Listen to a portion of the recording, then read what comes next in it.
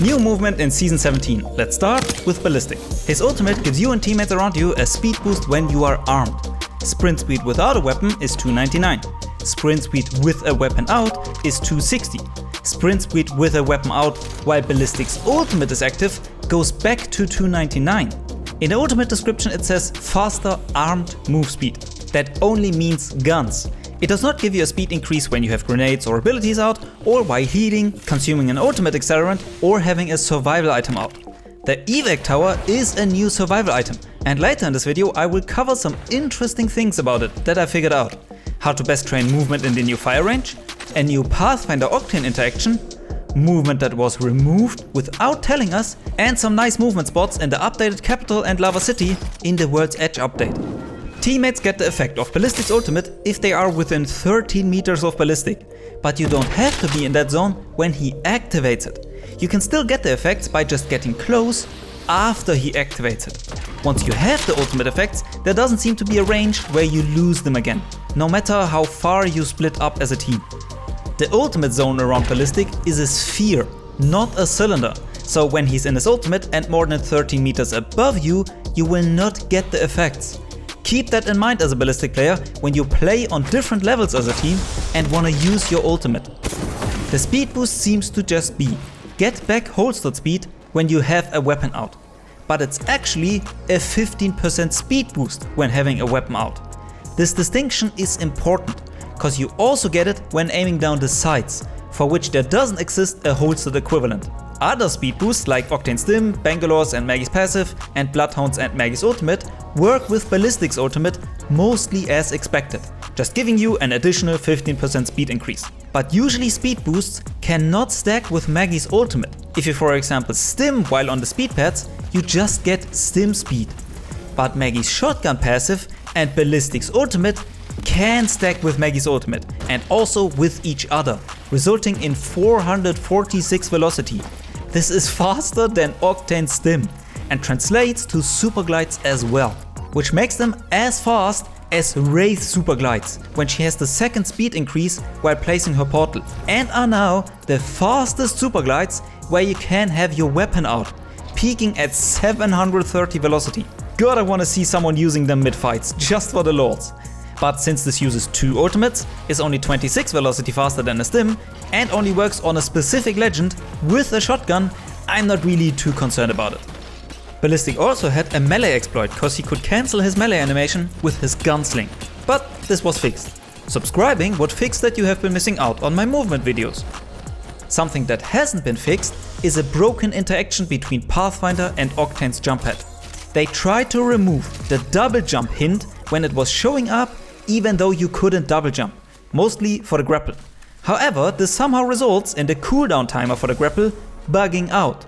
So whenever you now grapple, after having taken a jump pad, you will always get the lowest cooldown, which is 10 seconds. This allows for rotations that are quite silly. I expect this to be patched as well. And movement that was patched without telling us was Magnetism in World's Edge. If you didn't know, a few windows in Apex have something we call Magnetism, which can pull you into the window under certain conditions. Then it was discovered that we can abuse this magnetism mechanic in various ways. The one that got the most attention being mag leaps. With the renovation of World's Edge in Season 17, magnetism was removed from the streamer building in Capital, which means magnetism is gone from World's Edge. It has been gone from Skyhook for a bit, none of the buildings in Lava City have it, and the other 3-story that had it is gone as well. It does still work in Kings Canyon, but with this trend, I wouldn't be surprised if Respawn kills it there as well. Let's go to the new fire range. For it I have 20 different training spots for 13 different movement techniques. Slide down and go to this railing. This is your new basic super glide training spot. Only a super glide will get you back to the weapon platform. I really like this one cause you can't cheat. The railing is so thin that even a correctly timed quick slide in Coyote time will not reach the other side. Only a super glide will. The same is true for these railings, where you can even go back and forth. But on the railings on these buildings on the other side, you will not make it across with a normal super glide. Only a stimmed one will let you grab it, and only a Wraith Q super glide will let you slide off the railing. If you want to practice different mantle heights, you can super glide from this block to this block, or from these crates to the small hut in the middle. For a sideways super glide, I like these blocks, since only a super glide will get you onto these blocks. Use the super glide trainer we built to get your timings figured out in the first place, and use the knowledge of the FAQ to learn how to get better and what might be wrong with your hardware. Available on apexmovement.tech/superglidetrainer. If you want to practice mantle jumping, I recommend this zipline, because you will have confirmation that you did a mantle jump if you can pull yourself up to the dropship platform. You can of course also train with these ziplines in the front, but they are a lot higher, so it just takes way longer for each attempt if you mess up. And the angle in this one might mess you up if you're only a beginner.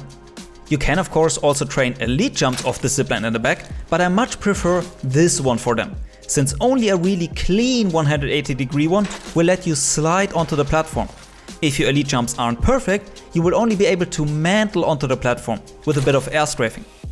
The zipline is also great to train zip crouches and a vertical super jump, be it the version with a turnaround or a backwards momentum shift. The zipline towards the charge tower is a perfect confirmation for your regular super jumps. A super jump with manual inputs should let you mantle, and a really good one or a super jump with scroll wheel will get you directly in front of the panel. Above the charge tower is a great spot to train wall runs into a climb to double your climbing distance. You can use this spot to train climbs where you need a sideways input in the correct moment to make it up. And right next to it, you can train air strafed wall bounces with a sideways input. A good one will get you onto the jump head without a slide or forward input. A well-timed grapple hop will get you onto this block without any mantling. You can train super grapples here. Stand next to this rock and grapple this block. Only a super grapple will get you up onto the sand. A normal grapple with a delayed jump will always send you against the wall. You can start way closer than you think and will still make it onto the sand. And then slowly back up, where you have to get tighter and tighter with your jump timing to still get the super grapple. A hyper jump will get you onto this tower. If you want to practice your slingshots, I have multiple challenges for you. From here onto this box. From here into this window. From here onto the slanted roof. And this one is a bit unique, an under slingshot. Little hint, key is to grapple strafe straight first and then smoothly turn before the grapple snaps. And I had a little idea, if you mastered all the spots I showed, come up with a spot yourself and post a clip of you doing it to the Apex Rollout subreddit to challenge others. Mention Grapple Gauntlet in the title to make them easier to find. If you want even more spots to practice wall runs, U-bounces and door bounces, I will link to a video by Nuff in the description. They did a great job finding and showing these spots with simple editing and explanations. No fluff, just a great little video. On to the new Evac Towers. They add huge rotation opportunities to the game. They have a health pool and can be shot down by team firing at them before the enemy team even has a chance to use them. But for early or mid-game rotations, they are fantastic. Don't think of Evac Towers as just redeploy balloons. They essentially give a deployable zipline to every legend. So if your team doesn't have a Horizon, Octane or Pathfinder, you can use them to get to high ground, push a team above you, or just provide a temporary movement platform if you just want to mess around during a fight. You can use them to avoid abilities, like a Bangalore and Gibby ultimate, and not just by riding up to avoid being hit by the missiles. But the balloon on top can also block them. If you deploy the Evac Tower right as a Gibby ultimate is being thrown on you, you seem to avoid between half and all the damage you would have received otherwise. Bangalore explosions, however, are too big, so the rockets that land around the balloon will still stun you. Other noteworthy legend interactions include that you can damage the balloon with a Maggie tactical, create a huge fire and scan ring by shooting Fuse's ultimate against them, that Rampart can take one down before the enemy can deploy from it, that Ash and Ballistic's tactical will not hit the enemy if you shoot them to the top, and that you cannot zipline up to them like on redeploy balloons, but you can still grapple them. If you want a Wraith queue, you have to activate it before you get on. If you Q while on the tower, you will not redeploy and drop straight back down. If you want to reduce the risk of the tower getting shot down, before you can deploy from it, you can throw a horizon lift right after deploying the tower and then take it from the top of the lift, drastically reducing the time you spend riding up. Evac Towers are a good bit lower than most redeploy balloons and a Valkyrie ultimate, but that doesn't mean that they are worse. First, you ride up on them faster, 840 velocity versus 600 on regular balloons. And you get way more speed when you deploy from them. Once the velocity meter shows up, you are at 145 from an Evac Tower, but only at 134 from a redeploy balloon. The distance you make compared to how fast you drop significantly decreases once you drop below 130. So in all the tests I did, I go further on an Evac Tower compared to a balloon. Even if I try to dip and dive on balloons to get back some speed, I still go a tiny bit further on Evac Towers. I tried to illustrate this here. So even though you start higher, you drop way quicker, which means there comes a point where they equal out. In most cases, that point is still way up in the air, which results in the Evac Tower getting you further on the actual ground. With dip and diving on a balloon, that gap closes, but it's kinda incredible that you get all that distance out of a shorter Evac Tower without any effort. I also tested Valkyrie's ultimate. She starts deploying a bit faster and higher than redeploy balloons. Without a dip and dive, she's still shorter than an Evac Tower, but with a dip and dive, a Valkyrie ultimate gets you the furthest. And of course all of this changes when you fly into a valley or around other weird terrain that's not flat. This isn't really a way to say which of these three you should choose over the other, cause in reality, you use the one you currently have.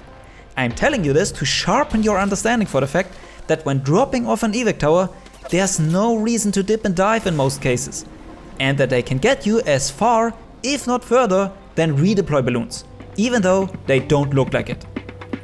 Here are now some movement spots for the new parts in World's Edge.